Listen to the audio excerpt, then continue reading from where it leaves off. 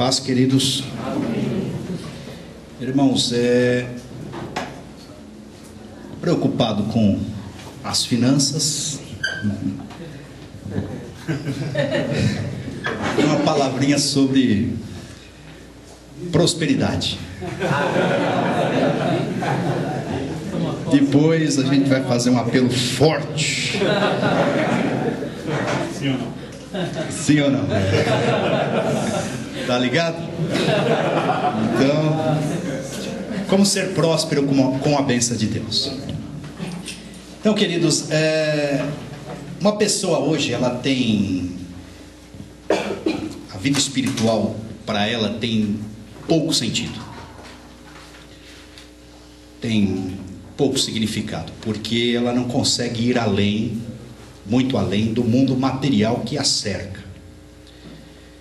E quando uma pessoa pensa desta forma, o grande vilão aí vai ser o secularismo,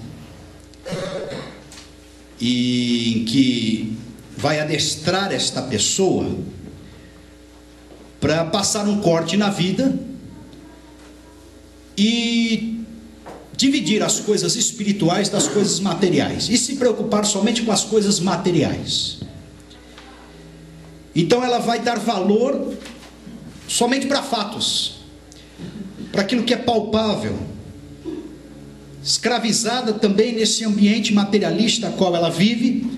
Ela não conseguirá discernir além dessa existência de tempo e espaço, e vai ficar, do ponto de vista existencial, limitada às explicações da ciência.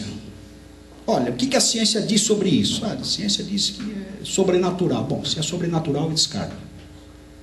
Se vai envolver fé, eu descarto. Se vai envolver transcendência, eu descarto, porque o meu estilo de vida está galgado em causa e efeito. O que eu faço e o que eu recebo, aquilo que eu planto, aquilo que eu colho.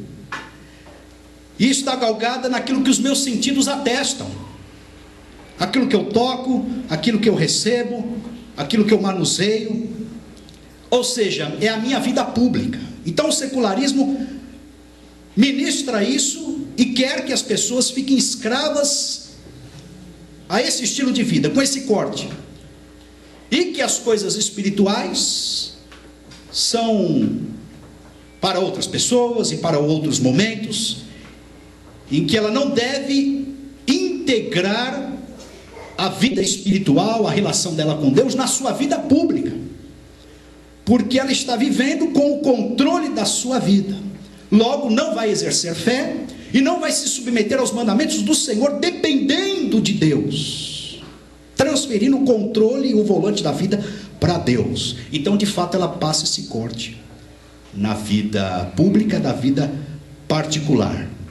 Então, como eu trabalho, como eu ganho dinheiro, como eu negocio, como eu trato a sociedade, isso não tem nada a ver com a minha relação com Deus, com a minha relação dentro de casa, com as minhas palavras, com a minha ética, com os meus valores, com o meu lazer, entretenimento. Está passado o corte e vida pública é lá e vida particular é cá, e é assim que eu vivo.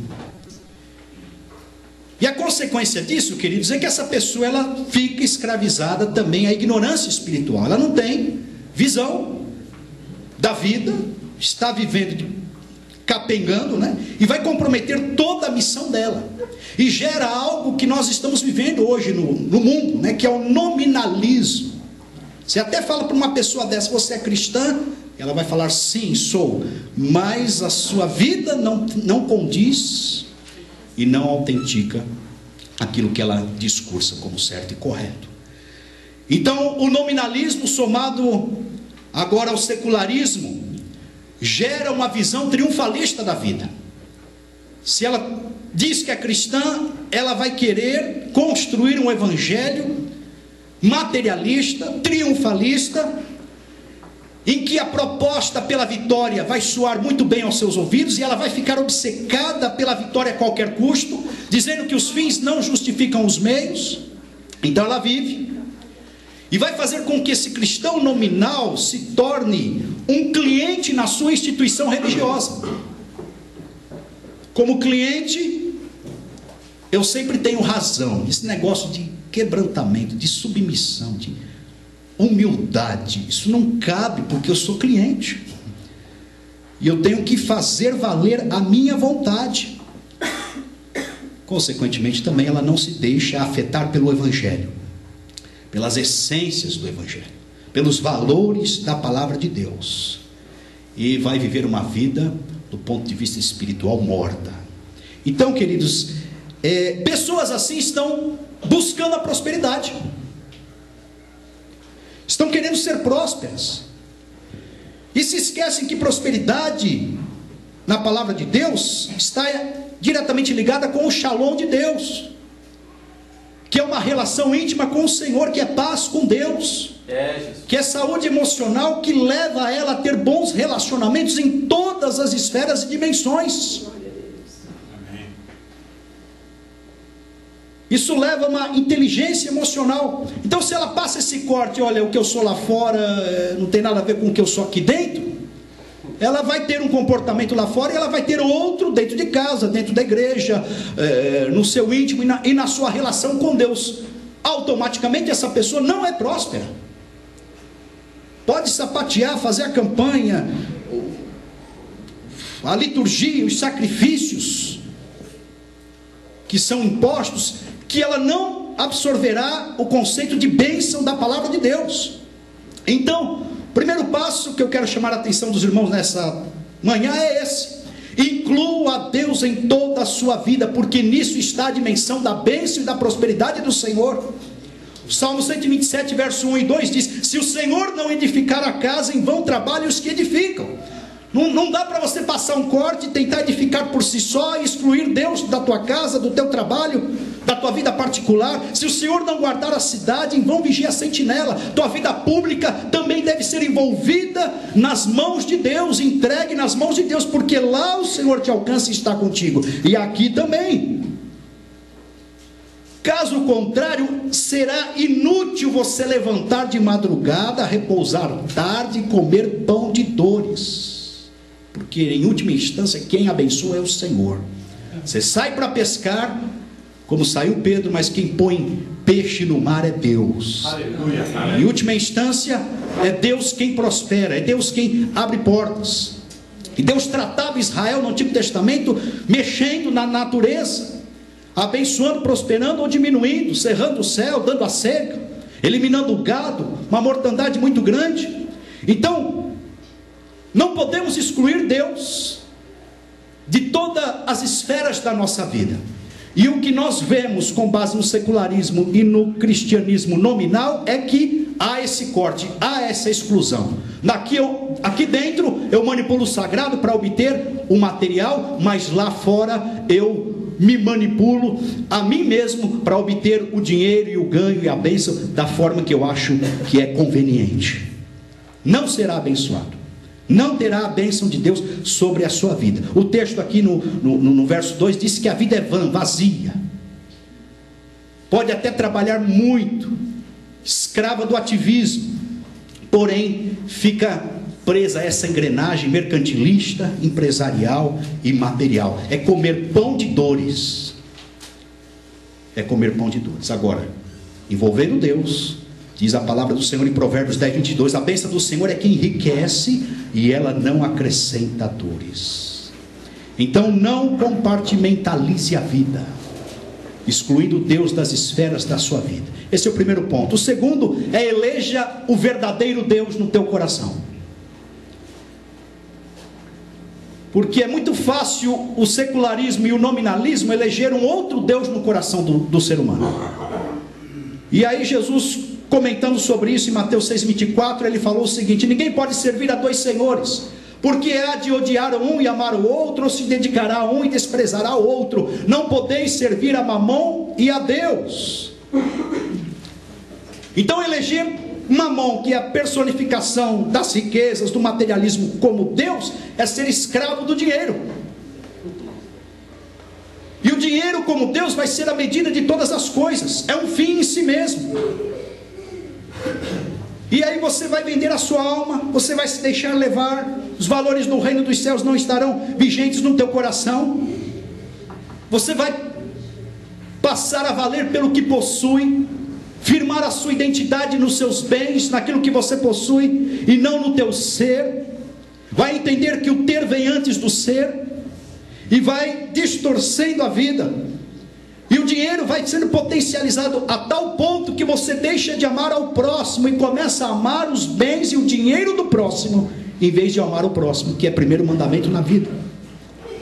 Também te escraviza as mensagens dos mercadores de ilusões, porque ele cria um mundo de ilusões, de imagens, e vai manipulando as pessoas com falsas necessidades, aonde a ênfase é: olha, você será feliz se você comprar, você só será feliz se você realizar, você só conseguirá a felicidade se você chegar lá. Já pensou, querido, se a gente, para ter uma espiritualidade eficaz, tivesse que ir no Monte Sinai para fazer campanha de 7 semanas? O batismo eficaz, aquele que fosse só nas águas do Rio Jordão? A operação de Deus só se a gente fosse para Jerusalém, lá no Monte Gerizim, ou coisa parecida, pisasse na Terra Santa? Coitado de nós, os pobres, né? A gente perderia facilmente a salvação. Em síntese, queridos, o escravo do dinheiro, ele passa a ser escravo de desejos materiais e terrenos. Verdade. E aí, queridos, vai massageando cada vez mais o ego, vai distraindo esse cristão as coisas desta vida, arranca ele com o braço forte da igreja, porque começam a vir bens, né? E aí pipoca uma casa na praia aqui, um sítiozinho, e agora o sítio tem gado, e tem que cuidar, é cabeça, senão o gado morre, plantação, disso, daquilo, e vai arrancando essa pessoa da igreja a ponto de distanciá-la de um discipulado. E ela fica também iludida ao crédito, porque ela tem crédito, ela é alguém, mas o crédito escraviza. Aí a gente vai lá, aqueles carnês de 60 meses, 70 meses, né? Parece uma Bíblia, e vai nos deixando escravos daquela situação, porque o dinheiro promete ser onipotente, ele resolve tudo. Olha, Deus não resolveu? Olha, Deus não abençoou, Deus não prosperou? Com o dinheiro você consegue segurança. Você não vai ser mais assaltado. Põe 2 guarda-costas aí, um de cada lado, que você vai poder transitar por onde você quiser. O dinheiro vai legar para você reconhecimento. Você não foi reconhecido nessa igreja, naquela família, você foi humilhado aqui e acolá, mas o dinheiro, e por você estar com dinheiro no bolso, as pessoas vão ser atraídas por você, inclusive familiares, e vão te valorizar por causa disso. Ele é onipotente. Essa é a mensagem, a ponto de suprir necessidades existenciais. Porque você com dinheiro no bolso, parece que tudo se encaixa, né? Você começa a mandar, dominar, você vai resolvendo coisas, você derruba barreiras, ordenando. E aí você pensa: pô, mas aquela vida capenga, remida, do passado, trocar por essa onde eu mando, faço, aconteço, sou reconhecido, tenho segurança, porque o dinheiro compra tudo isso. E mais, fez eu transitar da comunidade de pobres para a comunidade do dinheiro, porque a comunidade do dinheiro não aceita pobres no meio dela, e vai transmitindo esses falsos valores. Mas ter a bênção de Deus, Paulo falando a Tiago, ele comenta o seguinte: não se conecte nesta fonte, porque ela é a raiz de todos os males. 1 Timóteo 6,10, porque o amor ao dinheiro é a raiz de todos os males, e nessa cobiça alguns se desviaram da fé, e se traspassaram a si mesmo com muitas dores, caem em dores novamente. Não faça dele a sua rocha, o seu ponto de apoio. 6,17 de Timóteo ainda ele fala: manda os ricos deste mundo que não sejam altivos, e nem ponham a esperança na incerteza das riquezas. É falsa riqueza isso, mas em Deus, que abundantemente nos dá todas as coisas para nos gozarmos.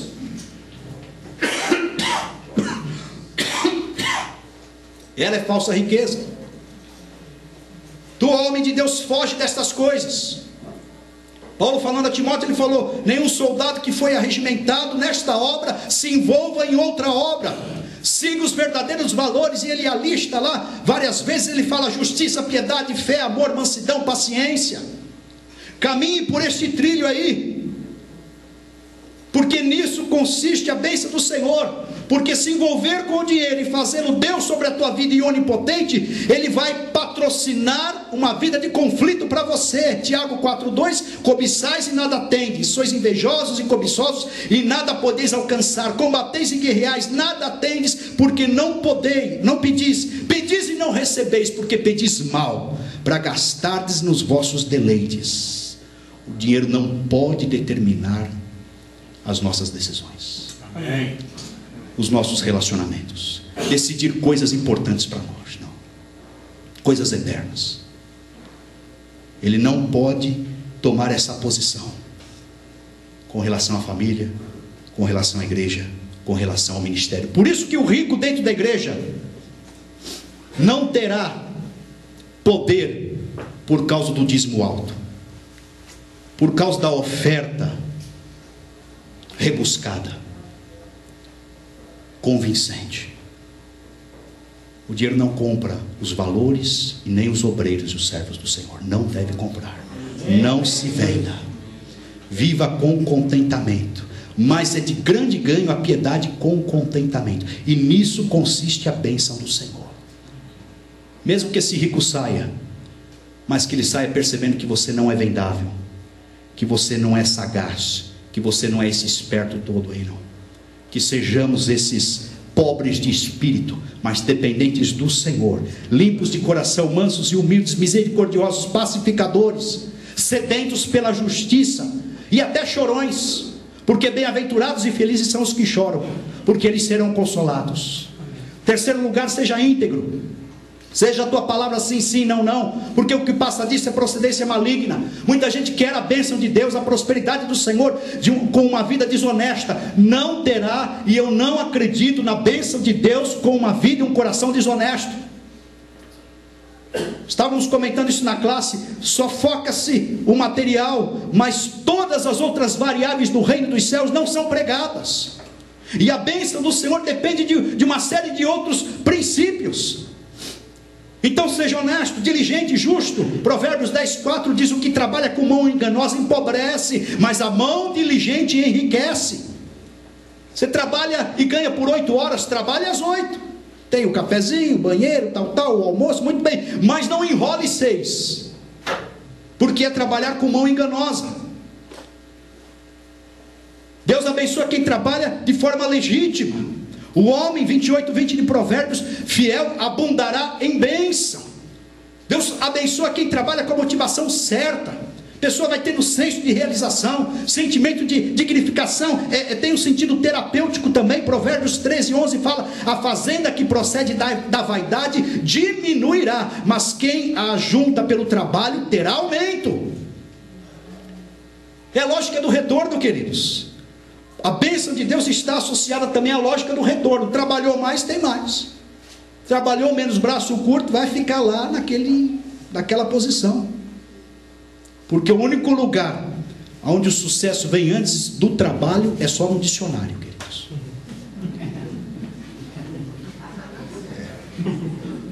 O beberrão e o comilão cairão em pobreza, e a sonolência faz trazer as vestes rotas.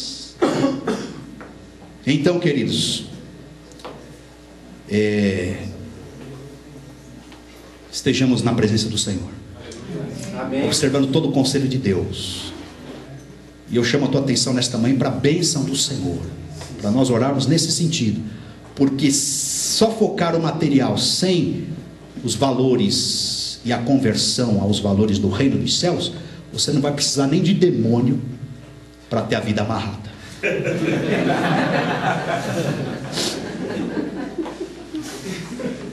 Deus mesmo vai barrar o nosso caminho, porque nós não estamos cumprindo os conselhos sábios e básicos do Senhor. E em último lugar, já estou entregando, tenha uma visão sagrada do trabalho.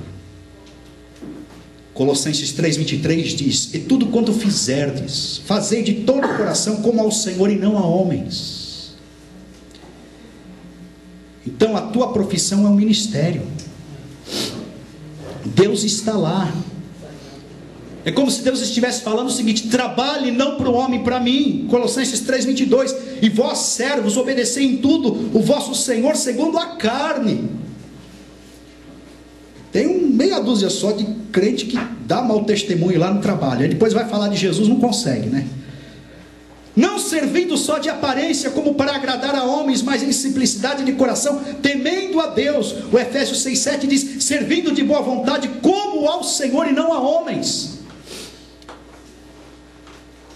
Eu creio que a bênção de Deus está aí, de você trabalhar, se esmerar, fazendo para Deus, porque se o homem não reconhecer, Deus é fiel e poderoso para fazer você transicionar para um emprego melhor, onde você será reconhecido nas finanças, no cargo, na posição, sem humilhação.